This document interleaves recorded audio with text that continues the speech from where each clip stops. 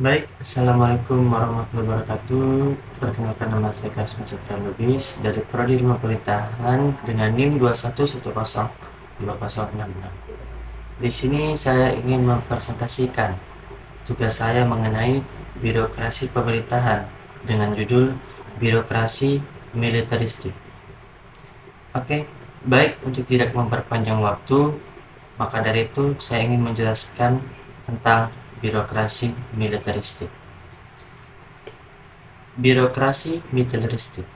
Seperti kita ketahui bahwa birokrasi berasal dari kata bureaucracy yang memiliki arti sebagai organisasi yang mempunyai rantai komando di mana bentuk piramida, yang lebih banyak orang berada di tingkat bawah dibandingkan dengan tingkat atas, yang pada umumnya sering dijumpai instansi yang bersifat sipil atau militer.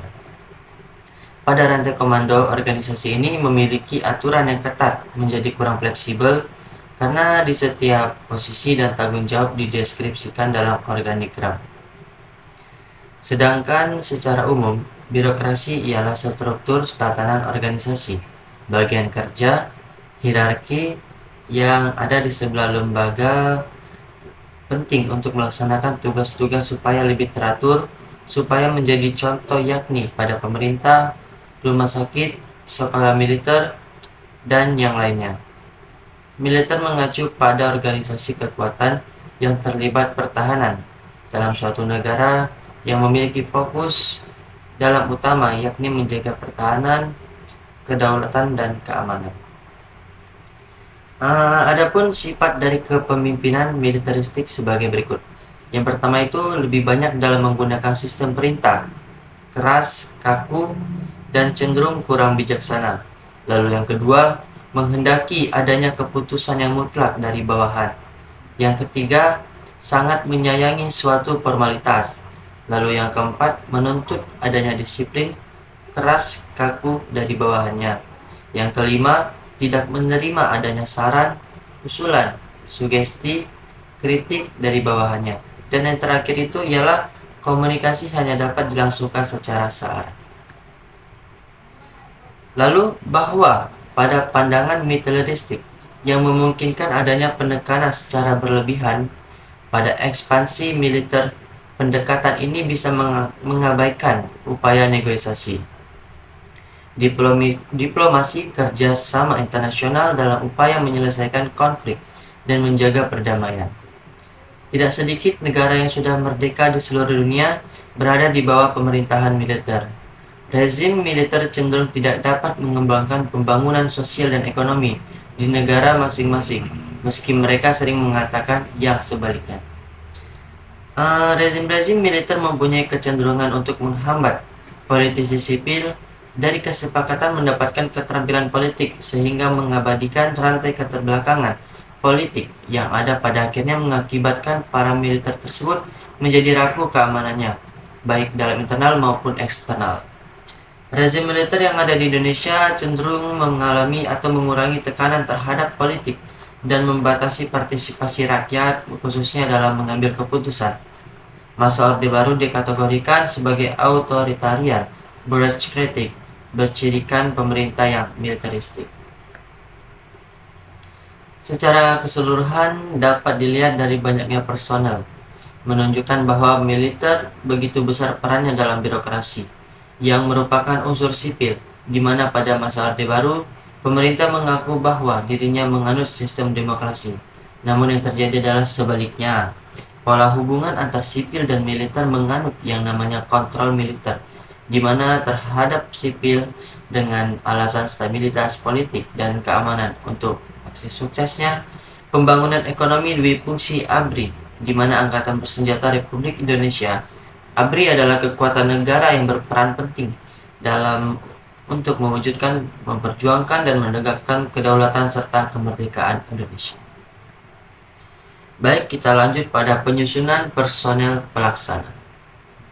Pembinaan personel dan tenaga manusia internasional Indonesia sebagai bagian integral dari sistem pembinaan TNI, mencerminkan pula tata fungsional dari pembinaan personel perorangan yang terdiri atas prajurit dan pegawai negeri sipil, serta pembinaan tenaga manusia, baik dari segi perencanaan, pengorganisasian, pelaksanaan, maupun pengendalian terhadap aspek subjek, objek, dan metode. Dalam hal ini tidak termasuk para mantan prajurit dan yang tergabung dalam keluarga besar TNI. Agar tugas pokok TNI dapat dilaksanakan dengan baik, secara berhasil dan budaya, guna di mana personel merupakan unsur utama yang menentukan, maka perlu adanya petunjuk yang memuat tentang pokok-pokok kebijaksanaan pemimpin TNI untuk dijadikan pedoman bagi pembinaan personel dan tenaga manusia di jajaran TNI, yang meliputi pembinaan prajurit TNI dan pembinaan pegawai negeri sipil TNI. Kita lanjut ke membangun visi dan misi organisasi. Seperti kita ketahui bahwa visi dan misi merupakan hal penting karena berguna menggerakkan organisasi, baik dalam bisnis maupun pemerintahan. Tidak sedikit pula visi dan misi tidak tercapai dan terlaksana yang mengakibatkan putus di tengah jalan. Seperti kita ketahui juga, visi adalah tujuan yang ingin dicapai oleh suatu organisasi. Salah satu alasan mengapa visi mengalami kegagalan adalah tidak memiliki pernyataan yang jelas, tidak memiliki target yang jelas, maupun hasil yang jelas pula, sehingga berdampak pada pemimpin, anggota, maupun organisasi yang tidak dapat memahami visi tersebut. Dikarenakan organisasilah yang menggerakkan seluruh anggota. Apabila tidak memiliki visi yang jelas dan kuat, maka anggota juga tidak bisa bergerak sesuai dengan visi yang telah dibuat. Sebagai upaya untuk mewujudkan visi TNI, maka ditetapkan misi TNI adalah sebagai berikut. Yang pertama, mewujudkan TNI sebagai kekuatan utama yang mampu dan handal dalam menjaga kedaulatan dan keutuhan wilayah Negara Kesatuan Republik Indonesia. Lalu yang kedua, mewujudkan prajurit TNI yang profesional dan adaptif. Lalu yang ketiga, mewujudkan alat utama sistem persenjataan alutsista TNI yang menerapkan teknologi mutakhir dan mampu beroperasi secara interoperability. Visi dan misi merupakan tujuan utama bagi organisasi birokrasi yang akan memberikan petunjuk kemana dan apa yang akan dilakukan untuk mencapai tujuan visi dan misi tersebut. Visi dan misi sebenarnya sangat terkait dengan sifat birokrasi nasional, mendasarkan yang gerak langkahnya pada sebuah ide tertentu mengenai masa depan yang akan dituju dan menuju masa depan organisasi tersebut. Lalu selanjutnya ialah kebutuhan fasilitas pendukung. Bahwa fasilitas pendukung itu bisa dibagi menjadi 3 bagian, yaitu pertama, fasilitas pendukung operasional, kerja sebagai gedung kantor, peralatan kantor, kendaraan dinas, dan sebagainya. Pada intinya, fasilitas ini merupakan fasilitas yang berupa barang atau mesin untuk mendukung operasional kerja sehari-hari dari aparatur birokrasi. Lalu yang kedua, fasilitas pendukung insentif kerja seperti gaji, tunjangan pensiun, dan yang lainnya. Fasilitas ini adalah fasilitas pendukung yang mendukung semangat dan loyalitas kerja dari aparatur birokrasi. Fasilitas tersebut merupakan hal yang wajar jika dihubungkan dengan beratnya beban tugas, tanggung jawab, kualifikasi, prestasi, kerja, lamanya menjabat, dan tingkat biaya hidup. Lalu yang terakhir, yang ketiga, fasilitas pendukung administrasi kerja seperti sistem akuntansi, sistem pengawasan, sistem pelaporan, dan sebagainya. Fasilitas ini berupa sistem yang bisa menjadi alat ukur dan alat kontrol objektif yang bisa membantu aparatur birokrasi menilai dan mengawasi kerja dan kinerja secara keseluruhan sebagai aparatur birokrasi. Lalu kita lanjut kepada persoalan kepemimpinan di era digitalisasi birokrasi. Kepemimpinan merupakan konsekuensi logis dari timbulnya suatu kehidupan masyarakat.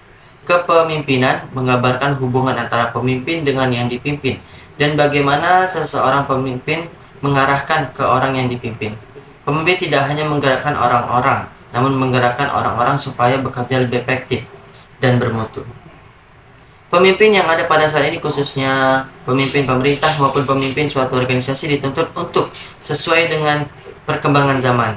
Globalisasi dengan segala perkembangan telah membawa dampak terhadap perubahan tatanan hidup berbangsa dan bernegara di dunia termasuk Indonesia. Lalu perilaku kepemimpinan militer digital sesuai dengan perkembangan teknologi. Alat utama sistem senjata alutsista yang sangat cepat. Kepemimpinan harus dikembangkan dengan berbasis teknologi digital, big data, artificial intelligence, menghadapi perkembangan kehidupan berbangsa dan bernegara dengan memperhatikan dinamika global yang semakin dinamis.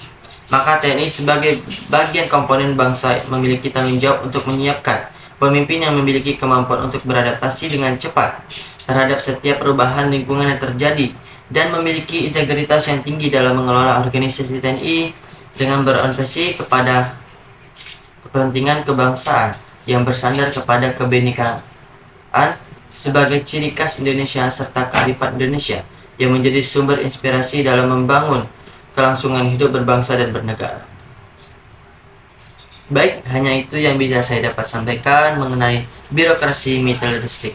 Apabila saya ada kesalahan kata maupun ucapan, saya minta maaf. Semoga penjelasan ini bermanfaat bagi kawan-kawan sekalian. Sekian dari saya. Assalamualaikum warahmatullahi wabarakatuh.